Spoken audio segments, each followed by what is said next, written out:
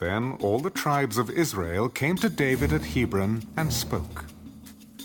Indeed, we are your bone and your flesh. Also in time past, when Saul was king over us, you were the one who led Israel out and brought them in. And the Lord said to you, you shall shepherd my people Israel, and be ruler over Israel. Therefore all the elders of Israel came to the king at Hebron, and King David made a covenant with them at Hebron before the Lord. And they anointed David king over Israel. David was 30 years old when he began to reign, and he reigned 40 years. In Hebron he reigned over Judah 7 years and 6 months, and in Jerusalem he reigned 33 years over all Israel and Judah. And the king and his men went to Jerusalem against the Jebusites, the inhabitants of the land, who spoke to David.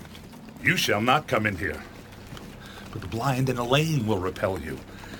David cannot come in here. Nevertheless, David took the stronghold of Zion, that is, the city of David. Now David said on that day, whoever climbs up by way of the water shaft and defeats the Jebusites, the lame and the blind who are hated by David's soul, he shall be chief and captain. Therefore they say, the blind and the lame shall not come into the house. Then David dwelt in the stronghold, and called it the city of David. And David built all around, from the Millo and inward. So David went on, and became great, and the Lord God of hosts was with him. Then Hiram, king of Tyre, sent messengers to David, and cedar trees, and carpenters, and masons. And they built David a house. So David knew that the Lord had established him as king over Israel, and that he had exalted his kingdom for the sake of his people Israel. And David took more concubines and wives from Jerusalem, after he had come from Hebron. Also more sons and daughters were born to David. Now these are the names of those who were born to him in Jerusalem: Shammua, Shobab, Nathan, Solomon, Ibhar, Elishua, Nepheg, Japhiah, Elishama, Eliada, and Eliphalet. Now, when the Philistines heard that they had anointed David king over Israel, all the Philistines went up to search for David. And David heard of it, and went down to the stronghold.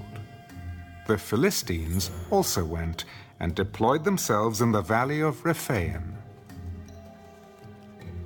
So David inquired of the Lord, shall I go up against the Philistines? Will you deliver them into my hand? Go up, for I will doubtless deliver the Philistines into your hand. So David went to Baal Perazim, and David defeated them there.